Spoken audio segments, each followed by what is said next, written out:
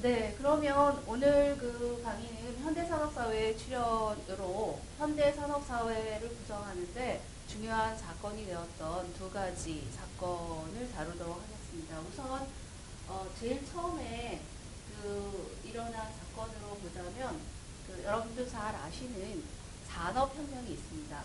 이 산업혁명은 18세기 중엽 영국에서 시작된 기술상의 혁신을 말하는데요. 이 기술의 혁신으로 인해서 영국 사회는 이전의 사회 구성과 전혀 다른 그 사회 구성의 모습들을 보이게 됩니다. 그리고 전반적으로 이제 경제가 돌아가는 상태도 다 달라서 이 산업혁명이라고 하는 부분들에 있어서는 사실상 이름으로서는 산업혁명이기는 하지만 산업사회혁명이라고도 얘기를 할 수가 있을 것입니다. 근데 이 1차 산업혁명은 사실 요거는 그러니까 산업혁명을 전반적으로 이루는 그 용어에는 이 18세기 중엽에 일어난 그 산업상의 변화는 1차 산업혁명이라고도 일컬어지고 있습니다. 그래서 이 1차 산업혁명의 특징은 우선 그 기술 혁신이 일어났던 분야는 여러분들이 지금은 뭐 기술 혁신이라고 한다면 최첨단의 기술 혁신만을 얘기를 할 텐데 여기서는 명공업 분야에서 먼저 새로운 기계 발명이 일어나게 됩니다. 그래서 이 명공업 분야에서 시작된 새로운 기계 발명이 일어난 특징을 가지고 있고요. 그리고 또 하나는 지금까지는 그 기계의 움직임은 전부 다 인간의 손으로 했다라고 한다면 이때부터는 그 기계를 돌리는 힘이라고 하는 부분들이 기계 동력으로 해서 이 기계 동력을 가능하게 했던 와트의 증기기관이 발명된 시점이기도 합니다. 그래서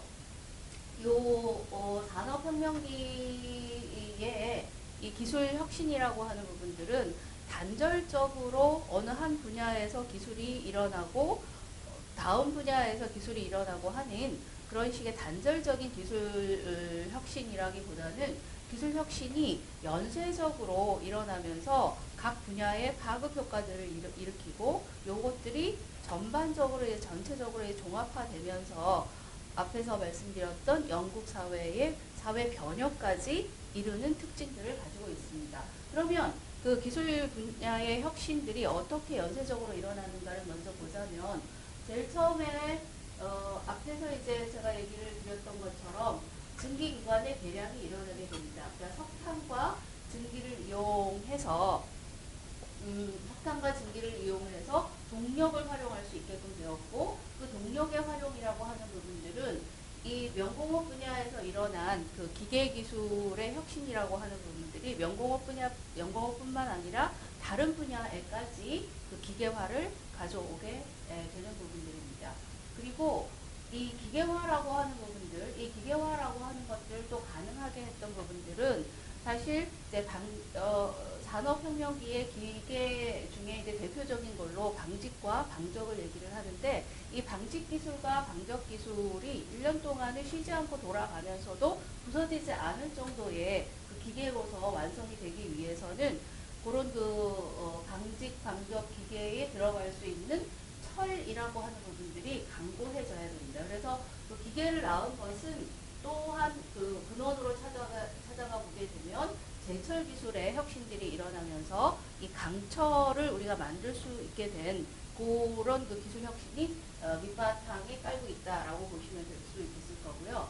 그 다음에 이 산업혁명기에 또 하나 그 기술 혁신의 그 완성을 이룬다라고 하는 부분들은 사실 이 철도와 기계, 철도 기계 증기기관의 종합으로 탄생한 아니죠. 그러니까 이 기계와 증기기관과 그 다음에 제철기술 요것의 세 개의 종합으로 탄생한 것이 바로 철도의 탄생입니다.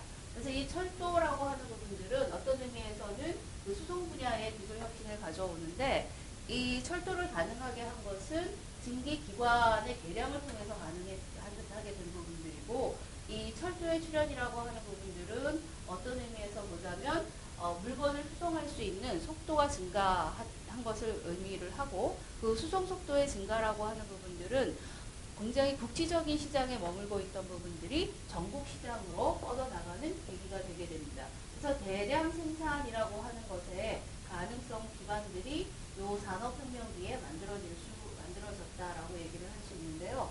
지금 이제 개별적으로 좀 보자면 여러분들이 그림에서 보고 있는 것처럼 바로 이 기계의 등장이라고 하는 부분들은 이제는 각각의 집에서 기계, 그러니까 옛날로 보자면 실을 가지고 그 옷을 짜는 그 물레라고 하는 부분들이 개별 그 집으로 들어가서 그 집에서 생산하는 옷감이라고 하는 거야 기껏해야 뭐 하루치라고 한다면 한 두세 벌 정도밖에 안 될 텐데 이 기계가 등장을 하면서 또 다른 그 생산 방식에서 새로운 변화가 일어나게 되는데 그것이 바로 산업혁명 뒤에 처음으로 등장하게 되는 소위 기계 공장제 기계 생산이라고 하는 부분들이 출현을 하게 됩니다. 자, 여기서 공장제 기계 생산이라고 하는 부분들은 다른 것, 그 이전 시대와 다른 특징들은 기계들이 한 곳에 모아져 있게 된다라고 하는 겁니다. 그리고 이 공장으로 사람들, 기계가 있는 공장으로 사람들이 출근을 한다라고 하는 개념으로 해서 우리가 지금은 일상화되어 있는 소위 출근의 개념이라고 하는 것들이 이 산업혁명에 처음으로 영국에서 나타났다라고 하는 부분입니다. 그리고 여기서 보시면 이제 이 공장제 기계 부분들의 또 다른 그 한 단계의 그 발전이라고 하는 부분들은 뭐냐면 이 각각의 기계들이 개별적으로 사람의 손에 의해서 움직이는 것이 아니라 증기 동력하고 연계가 되면서 일종의 오늘날로 보자면 자동화의 최초 효시가 등장을 했다라고 하는 겁니다. 그래서 이 방적과 방직 기계 부분들에서 증기 동력이 처음으로 들어가면서 어떻게 보면 섬유공업 쪽에서 최초의 자동화가 일어난 시기가 산업혁명기고 어떤 의미에서는 그 영국에서 당시에 산업혁명 당시에 최첨단 산업이라고 한다면 오늘날에는 그 섬유공업이 굉장히 뒤처져 있긴 하지만 지금 현재에 있어서 그 산업혁명기에 있어서는 이 가장 최첨단의 공업이라고 하는 부분들이 섬유공업이었다라고 얘기를 할 수가 있을 것 같습니다. 자, 요렇게 이제 두 개의 공장제 기계의 발달이 일어나게 되고 또 기계가 전기 동력과 연관되어서 자동화가 일어나면서 사실상 생산의 생산성이라고 하는 부분들은 그 이전에 달성할 수 없었던 그런 그 굉장히 급속한 발전들을 이루게 되는데 이 생산성의 증가는 바로 이제 대량 생산의 가능성들을 가져오고 그 대량 생산이라고 하는 부분들이 이제는 그러니까 유통망까지 가질 수 있게 되는데요. 그 유통망을 가질 수 있었던 부분들이 바로 증기관 혁명에 의해서 일어나게 됩니다. 즉 철도의 등장이라고 하는 부분들이 여기 이제 그림에서 보시는 것처럼 그 영국의 이제 스티브 존스죠. 영국 철도의 왕으로 불리는 엔지니어가 나타나게 되면서 여기 보시는 이제 로켓호라고 하는 기관차 발명에 성공을 합니다. 이 기관차 발명의 성공이라고 하는 부분들은 전국적인 시장 형성을 가능하게 했다라고 말씀을 드릴 수가 있을 거고요. 그리고 이 전국 시장뿐만 아니라 이 철도는 물건만을 수송을 하지 않고 이 그 객차라고 하는 부분들에서 여객 즉 손님을 나를 수 있는 객차들이 등장을 하게 되면서 오늘날의 그 여행이라고 하는 최초의 여행 개념이라고 하는 부분들이 철도를 통해서 일반 사람들에게 습관화될 수 있는 일상화되었다라고 하는 것도 이 산업혁명기에 드러난 새로운 현상이라고 얘기를 할 수가 있을 것 같습니다. 그러면서 이제 사람들은 처음으로 이제 우리가 얘기할 수 있는 영국 국가라고 하는 그 전체 국토를 아우르고 있는 국가의 이미지라고 하는 것들도 이 시기에 얻을 수가 있었던 것입니다. 네, 그리고 이제 이런 그 산업혁명의 결과들을 보자면 제일 첫 사람들이 경험하게 된 산업혁명의 효과라고 한다면 바로 이 수노동과 자연동력에 의존하던 생산에서 기계와 기계동력 중심의 생산으로 변화하게 됐다라고 하는 것이고요. 그다음에 이제 두 번째로 이 기계라고 하는 부분들이 한 곳에 모여 있는 공장이 그 탄생을 하면서 간의 노동에서 공장 노동으로 인한 어떤 직주의 분리가 처음으로 시작이 됐다라고 할 수가 있겠습니다. 그리고 이 직주의 분리라고 하는 부분들은 그 출근 개념이라고 하는 것들을 만들어내게 되고, 이 출근 개념이라고 하는 부분들과 연동해서 노동자들에게 있어서는 굉장히 그 익숙하지 않은 일상을 접하게 됩니다. 왜냐하면 간에에서 일을 하던 그 시기에 있어서는 사실 월요일 날 출근을 해야 된다라거나 하는 그런 의무는 없었습니다. 그래서 이 시기에 나타난 새로운 일종의 이제 사람들의 유행병이라고 하는 부분들이 오늘날도 다시 되살아나고 있긴 하지만 월요병이라고 하는 게 나타나게 됩니다. 일요일이 지나고 나면 공장으로 다시 돌아가야 된다라고 하는 그리고 이제 일요일이 이제 안식년이라고 하는 개념, 안식일이라고 하는 개념을 확실하게 깨닫게 되는 것도 이 시기가 되겠습니다. 자, 그리고 이제 이런 식의 이제 직주분리도 그 산업혁명의 결과이기도 하지만 앞에서 이제 말씀드린 것처럼 지역시장에서 전국 국제시장으로 이제 철도 노선의 발달과 더불어서 국제시장이 발달을 하게 됩니다.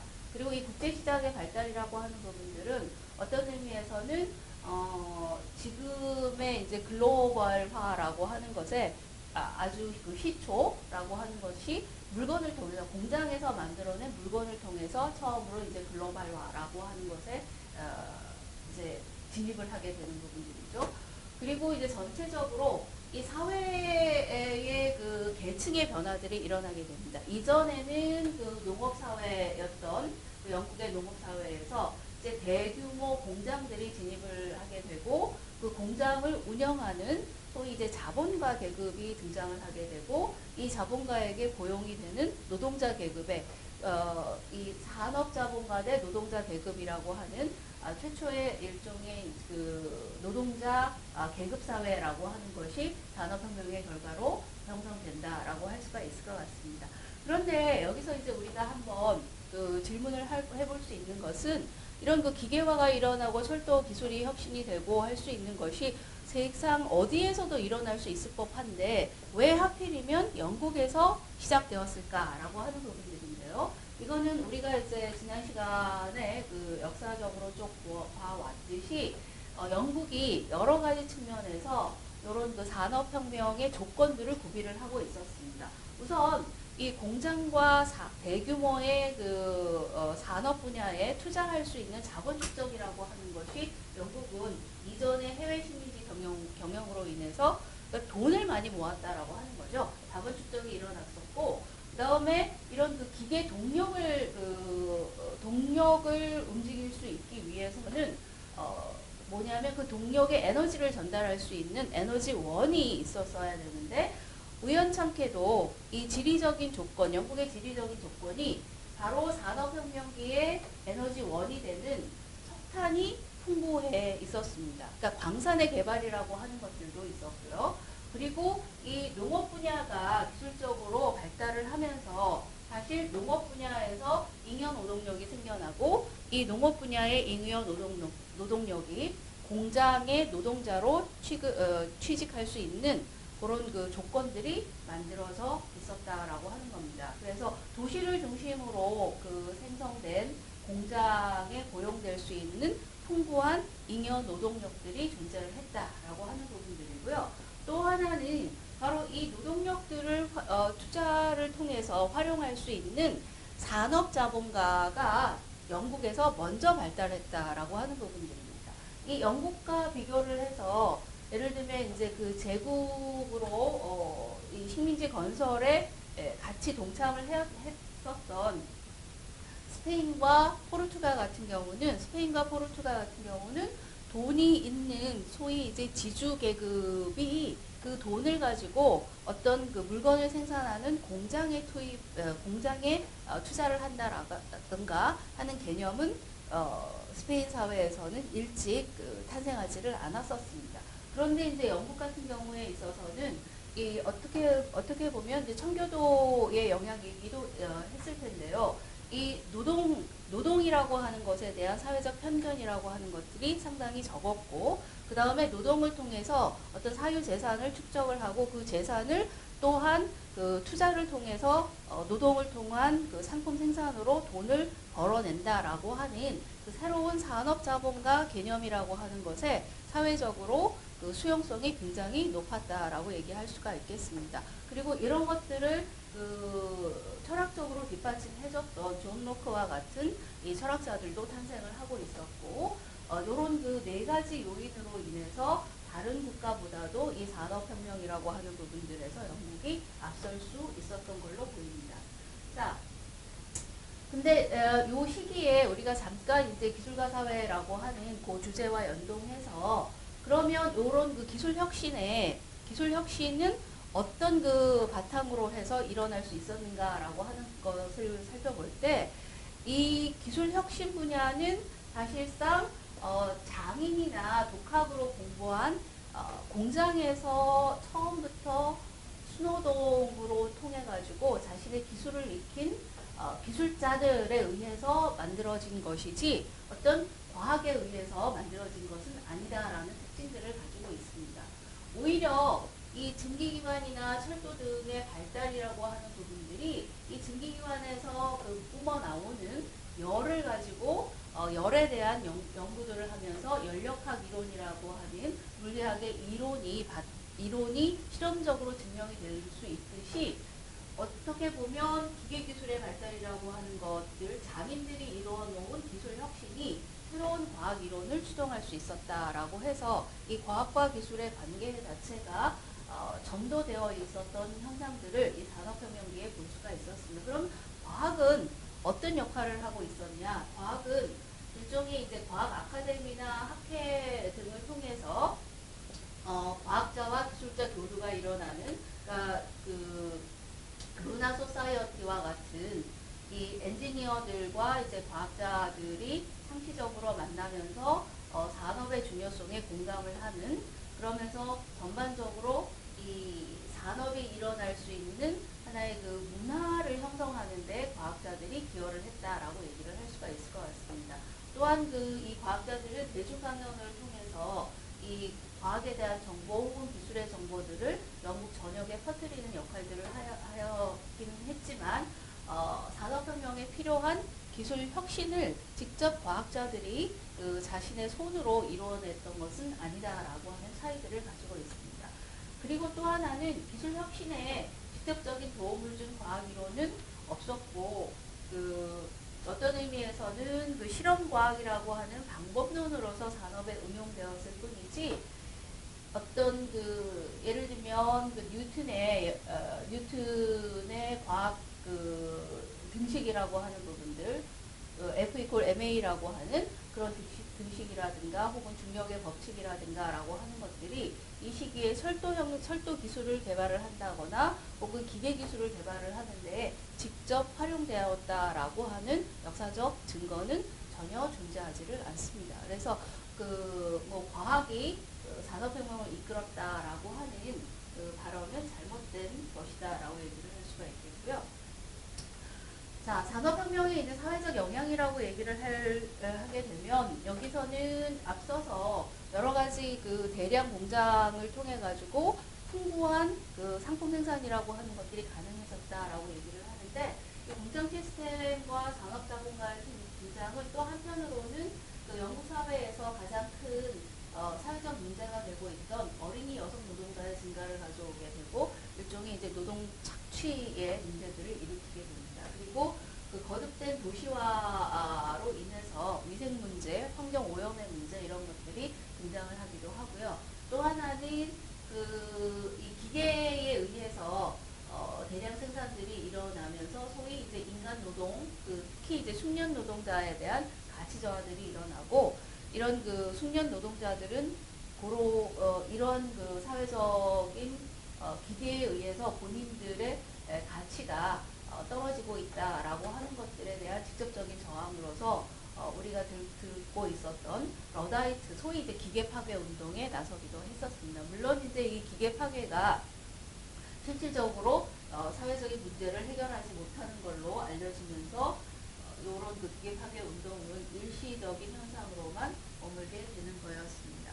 여기까지가 이제 그 1차 산업혁명기에 여러 가지 기술 혁신과 사회 변화에 대한 내용이었다라고 한다면, 현대산업사회를 구성하게 되는 두 번째 커다란 사건은 바로 2차 산업혁명이라고 얘기할 수가 있을 것 같습니다. 2차 산업혁명은 우선 그 1830년대 이후의 기술혁신을 얘기를 하는데요.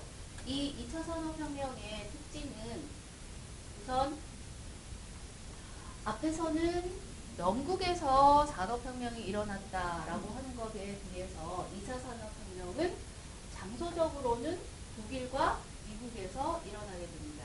그리고 이 산업 분야에 있어서도 차이가 일어나는데요. 앞에서는 그 섬유산업 분야에서 여러 가지 방직기계라든가 방석기계라든가 하는 이 기계의 발달들이 이루어지면서 기계로 인한 생산이라고 하는 분야가 그 섬유 명동업 분야에서 먼저 시작을 했다라고 한다면, 2차 산업혁명기의 기술혁신은 주로 여기서 보시는 전기와 화학산업 분야에서 먼저 일어나게 됩니다. 그리고 또 하나의 차이는 여기서 보다시피, 자, 1차 산업혁명에 있어서는 과학하고 기술 간의 서로 간의 기술 혁신 분야에 있어서의 어떤 연동이라든가 긴밀한 연관 관계는 보이지 않았다라는 설명을 드렸죠. 근데 이것과 달리 2차 산업혁명기에 있어서는 과학과 기술이 결합을 하게 됩니다. 그래서 또한 이 과학이라고 하는 부분들은 어떤 의미에서는 새로운 혁신 기술의 가장 밑바탕 이론을 제공을 해주기도 했던, 그러니까 본래의 과학의 역할이라고 하는 부분들이 이제 2차 산업혁명기부터 시작이 된다라고 얘기할 수가 있겠고요. 그러다 보니까 이 기술 혁신을 주도하는 주체에 있어서도 앞에서는 그 기술 장인이었다라고 한다면, 이때는 대학에서 훈련받은 과학자와 공학자가 주도를 하기 시작을 합니다. 그리고 이제 그 산업 분야에 있어서도 소위 이제 기초 과학 산업이라고 하는 새로운 용어들이 등장을 하기도 하고요. 그래서 사실 2차 산업혁명과 2차 산업혁명은 장소의 측면에서, 기술혁신이 일어났던 장소의 측면에서, 그 다음에 기술혁신을 주도한 주체의 측면에서의 차이도 보이고, 또한 그 기술혁신이 집중적으로 일어난 산업 분야에 있어서도 커다란 차이들을 보이는 것입니다.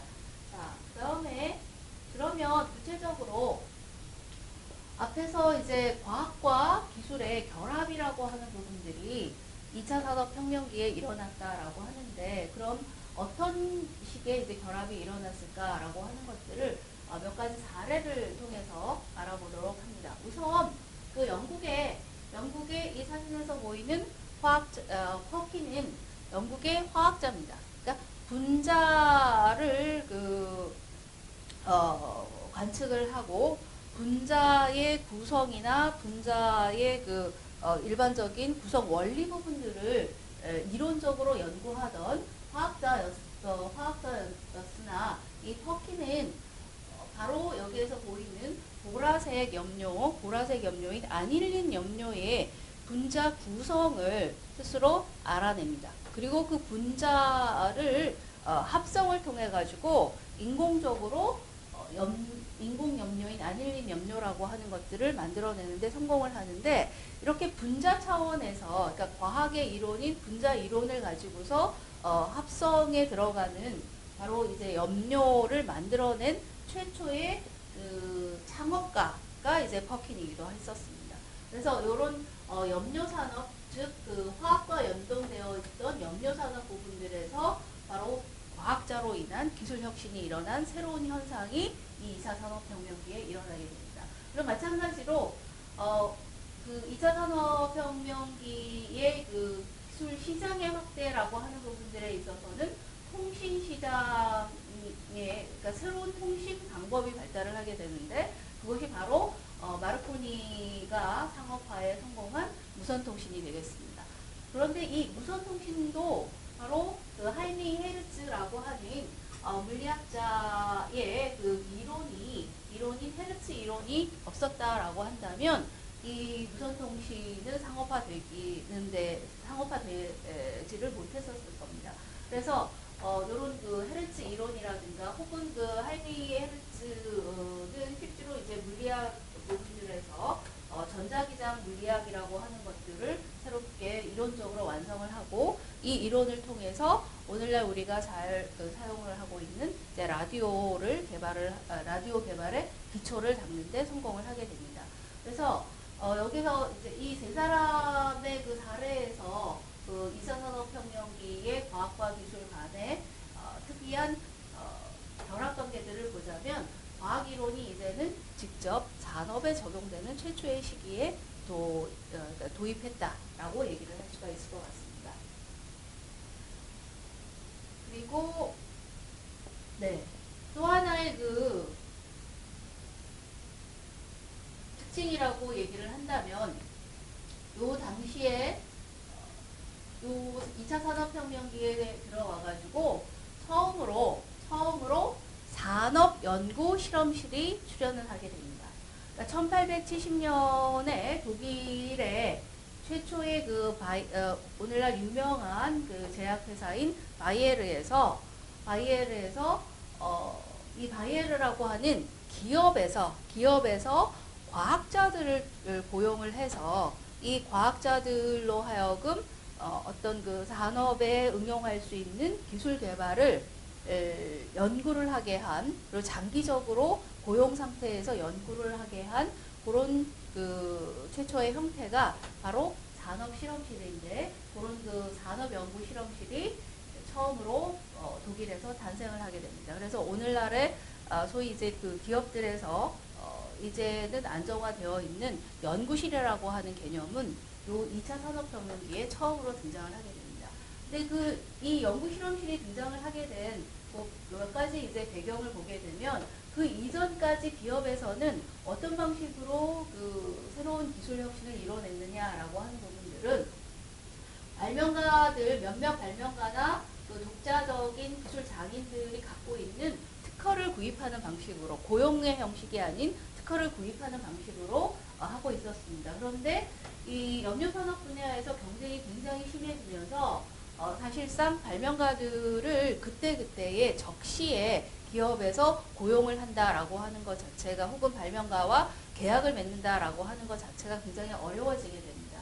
그리고 또 하나는 그 대학에서 이런 그 연구 실험의 가능성이라고 하는 부분들을 보여주면서 이 기업에서 바로 이제 대학의 연구자들 혹은 기업에서 이제 독자적으로 과학 연구를 하고 있는 과학자들을 처음부터 고용을 통해 가지고 연구의 성과들을 내고 그것을 바로 기업에서 활용을 하도록 하자라고 하는 그런 그 산업연구실험실이 출연을 하게 됩니다. 그 이전에 그 연구실 운영 이전에 하나의 그 기업이 연구자들에 대한 신뢰관계들을 맺게 되는 부분들은 바로 이제 독일의 리비라고 하는 화학자가 대학에 있는 연구실을 그 기업의 지원을 받아가지고 운영을 하는 것을 통해서 기업에 필요한 기술적인 그 바탕들을 마련을 해주는데 성공을 했던 경험이 있었기 때문이기도 했었습니다. 그래서 이 산업연구 조직 부분들은 사실 독일에서 시작이 되기는 했지만 가장 그 번성하고 더욱더 성장한 그 형태로 만들어지게 되는 부분들은 미국으로 들어가서입니다. 미국의 이제 제너럴 일렉트릭 같은 경우는 처음부터 이 전기공업 산업 연구의 어떤 모델을 만들어내기도 했는데요. 이 제너럴 일렉트릭에서 연구소를 세우게 되는 부분들은 여기에서는 주로 이제 조명에서의 기술 혁신을 일으키기 위해서 조명에 필요한 여러 가지 그 과학적인 연구들을 하기 위해서 과학자들 고용을 하기 시작을 했고, 그 다음에 그 미국의 전신회사인 AT&T 같은 경우는 아예 그 벨 연구소를 만들어서 처음부터 특히 이제 그 고체물리 연구를 통해 가지고 우리가 잘 알고 있는 그 트랜지스터를 처음으로 발명한 연구소가 벨 연구소이기도 했었습니다.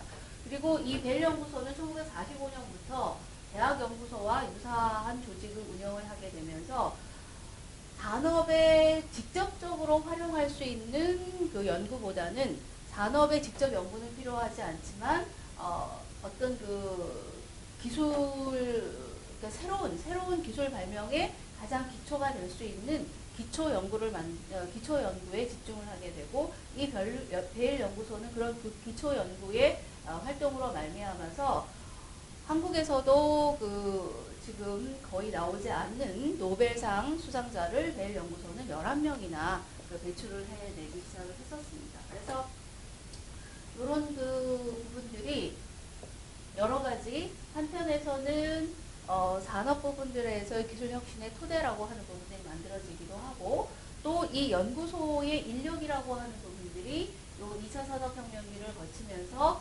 대대적으로 양성될 수 있는 계기를 마련이 되게 됩니다. 그 연구 인력의 양성이라고 하는 부분들은 사실상은 공과대학이 전반적으로 퍼져나가 성장을 하게 된 뭐랄까 배경이라 그럴까 이런 부분들이 이 시기에 등장을 하기 때문이기도 했었습니다. 원래 이제 공과대학의 최초의 공과대학은 프랑스의 에콜 폴리테크니크에서 시작을 하지만 이 에콜 폴리테크니크를 본따서 미국은 과감하게 각 주마다 대량의 혹은 다수의 공과대학들을 만들어 나가기 시작을 합니다. 그래서 1802년에 미국이 이제 폴리테크니크를 본따서 사관학과를 설립한 이후로 해서 1862년에는 미국이 그 사립 공과대학을 개인이 설립을 할 때마다 거기에 필요한 토지들을 무료로 공짜로 그 공여를 해주기 시작을 합니다. 그러면서 미국은 다른 어떤 유럽 국가들과는 비교할 수 없을 정도로 많은 공과대학들이 급속도로 성장을 하게 되고 이것은 오늘날의 이제 미국의 어떤 그 과학 산업 혹은 기술 산업의 기초 인력들을 미리 이제 성장할 수 있는 배경이 되게 됩니다. 그래서 어떻게 보면 이 미국과 이제 독일을 중심으로 해서 공과대학이 성장을 하지만 영국은 그 다른 그 산업 국가들하고는 약간 차이를 보이는데요. 영국 같은 경우는 사실상 기술자 협회를 건설을 해서 그 개인의 창업이나 발명을 지원을 하고 이제 기술 발달을 도모를 하기 시작을 했지만 그 공학 교육을 도입을 한 것은 독일 같은 경우는 1820년에 도입을 했지만 그 영국 같은 경우는 상당히 늦게 일어나게 됩니다. 1890년에 그 캠브리지에 공학 교육을 도입을 하는 방식으로 해서 영국은 어떻게 보면 기술 인력의 양성이라고 하는 부분들에 더 그 중심이 됐던 부분들은 기술 전문가 협회라고 얘기를 할 수가 있겠습니다. 그래서 지금도 영국은 엔지니어들이 본인들을 이제 소개를 할 때 어떤 대학 출신을 먼저 앞세우기보다는 어떤 기술자 협회의 회원입니다. 혹은 기술자 협회의 임원입니다. 라고 하는 것들을 더 자랑스럽게 생각하는 그런 전통을 가지고 있습니다. 이게 이제 약간의 이제 인력 부분들에 있어서 차이를 보이기는 하지만 2차 산업혁명기에 이 기술 혁신을 주도한 것은 바로 이제 공과대학을 통해서 성장한 그 전문 인력이다라고 얘기를 할 수가 있을 것 같고요.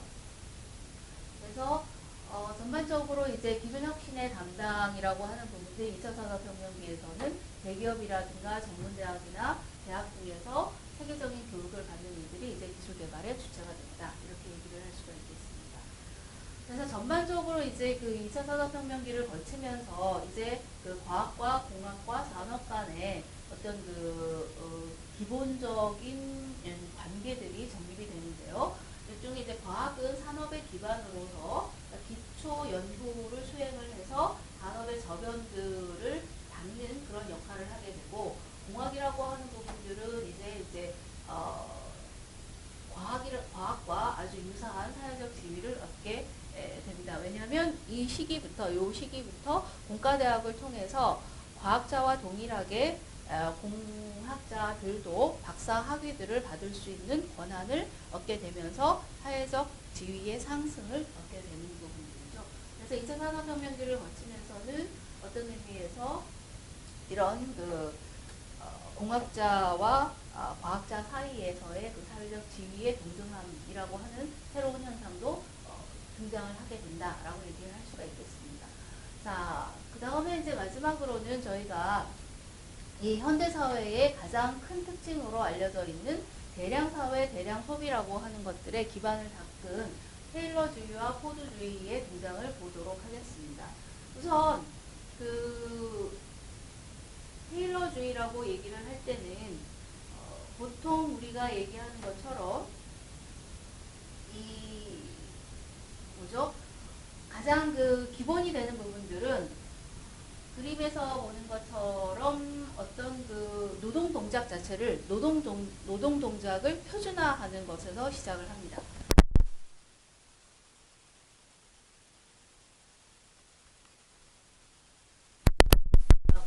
그리고 이 작업 순서가 정해지고 표준화가 되면 계속 반복되는 일들을 속도를 훨씬 더 높일 수 있는 그런 방식으로 이 작업 일종의 이제 작업의 행태들, 작업의 행위들을 관리를 할 수가 있고 또한 그 속도라고 하는 부분들을 이제 조절이 가능해지게 됩니다.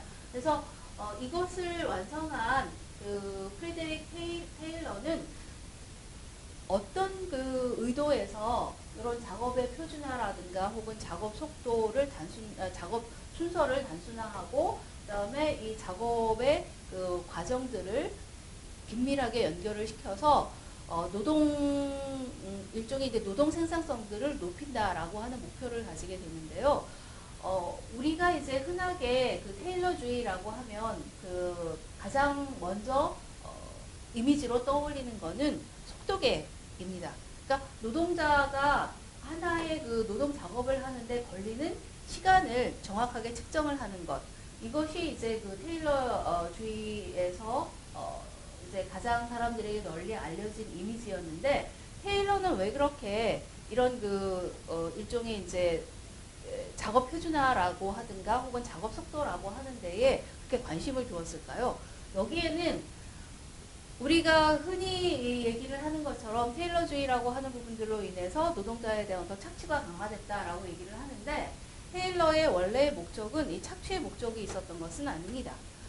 우선 테일러가 살아가던 그 시기에 있어서는 공장에서 노동자들은 어떤 방식으로 임금을 받고 있었냐면 1과급을 받습니다.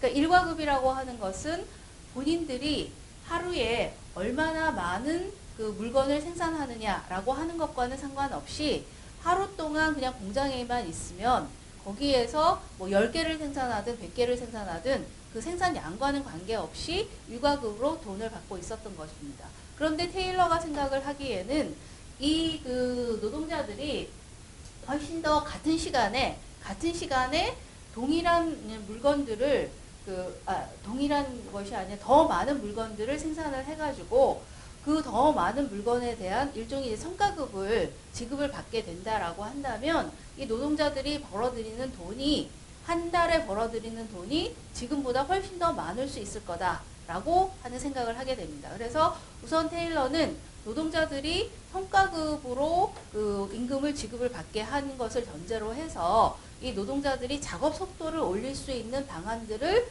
본인이 발명을 해가지고 알려주면 이 노동자들의 복지가 훨씬 더 향상이 될 수 있을 거다라고 생각을 했던 것입니다.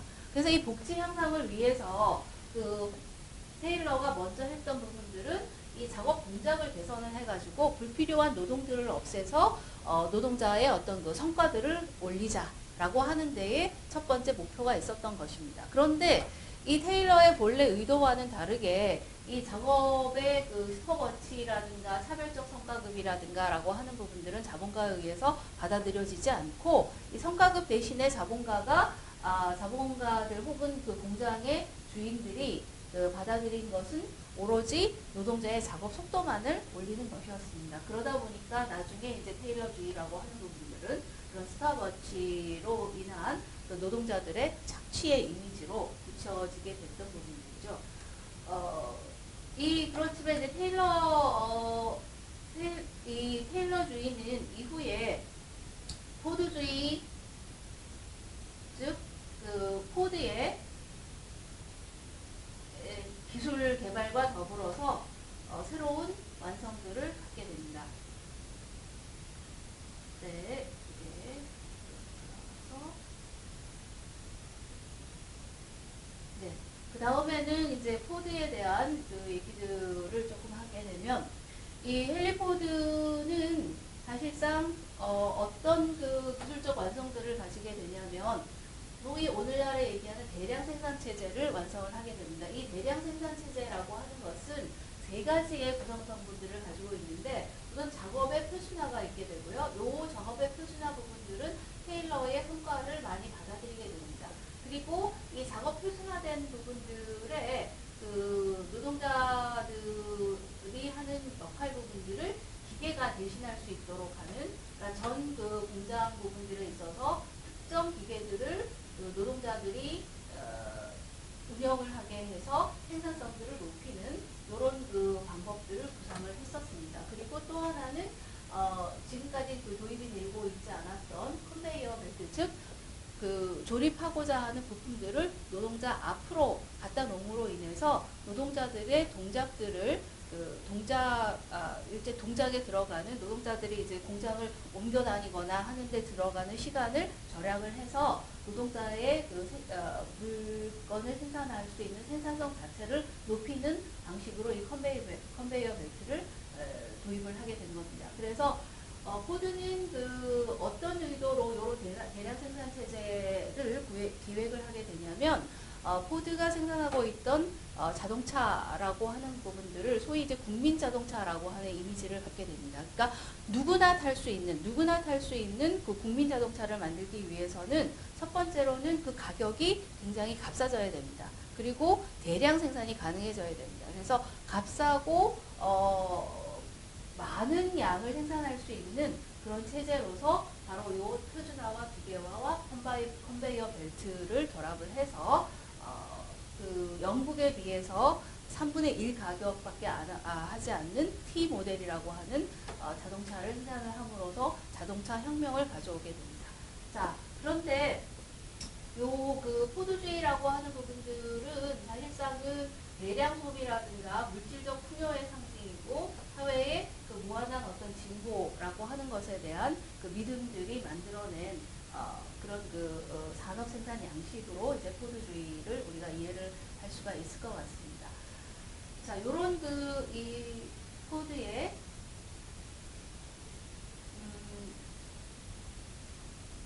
생산이라고 하는 부분들이 이후에 테일러주의와 이 포드주의라고 하는 부분들은 이후에 그 현대 산업 사회에 있어서 그 대량 생산이라고 하는 것과 그다음에 어떤 풍부한 물질로 인해서 일상에서 누구나 이제 소비할 수 있다라고 하는 것에 그 밑바탕을 만들어주기도 하지만 또 다른 그 현대 산업 사회의 그 가장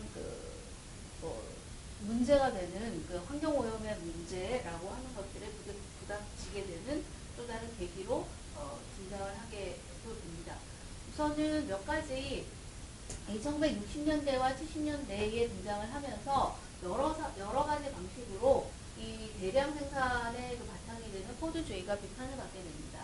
우선은 이 포드주의는 값싼 그 생산을 하다 보니까 물건들이 동일한 물건들만 계속 나오게 되는데 이제 현대사회로 들어서면서 이 소비자들의 다양한 욕구라고 하는 부분들이 점차적으로 분화를 하기 시작을 합니다. 그래서 어떤 의미에서 이 포드주의식의 생산 방식 자체가 소비자 수요 변화에 대한 그 굉장히 느리게 대응을 할 수밖에 없다라고 하는, 그래서 이 소비자의 빠른 그 수요에 어떤 그 스타일 변화라든가 하는 것들이 가능하지 않기 때문에 이런 포드주의를 뭔가 벗어난 새로운 방식의 생산 방식이 필요하다라고 하는 그런 그 얘기들이 등장을 하기 시작을 하고요. 그리고 또 하나는 이제 포드주의라고 하는 부분들은 대량 생산을 가져오고 이 대량 생산은 바로 대량 소비 사회를 출현하는데 바탕이 되게 됩니다.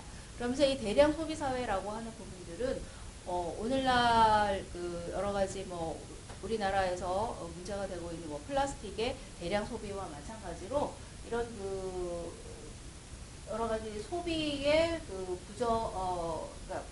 그러니까 소비의 부정적인 영향들이 나타나게 되면서 환경 문제의 원인으로도 그 포드주의가 비판을 받기 시작을 하고, 또 하나는 이 노동의 단순화라고 하는 것들을 전체 사회로 확산을 시킴으로 인해서 노동자들이 갖게 되는 이제 노동소외 부분들을 이제 가속화하게 됐다라고 하는 것에 대한 비판을 받게 되고, 바로 이제 생산 양식에서는 이 포드주의가 소위 다품종 다량 생산이라든가 혹은 just in time의 그 생산이라든가 협업 생산의 방식으로 특히 일본의 자동차 산업 분야에서는 소위 이제 포스트 포디즘 방식으로 이런 그 다품종 다량 생산으로 넘어가기 시작을 하게 됩니다. 이러면서 이 1910년도, 1920년도에 완성된 포드주의는 1970년대가 되면서 쇠퇴기를 겪게 되게 됩니다.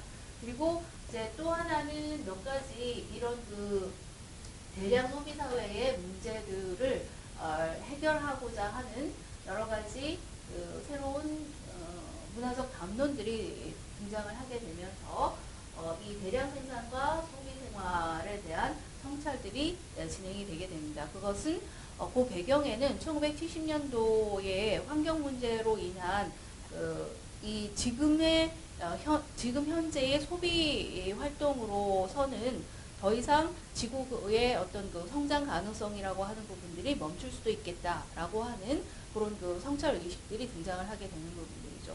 소위 1973년에 나타났던 성장의 한계라고 하는 로마 클럽의 보고서들이 나오면서 이런 식의 대량 생산 체제, 대량 소비 사회를 더 이상 유지하는 것 자체가 불가능하다라고 하는 문제 의식들이 등장을 하게 됩니다. 그러면서 지속가능 발전이라든가 혹은 그 생태적 근대화, 즉 환경과 경제의 상생이라고 하는 부분들을 우리가 추구를 해야 되고, 이것은 이 포드주의가 만들어 놓은 대량 소비 사회에서 어떻게 우리가 탈출할 수 있는 건가, 그리고 탈출할 수 있는 방법들을 만들어 나가는 것이 현대 산업 사회에 있어서 우리의 과제다.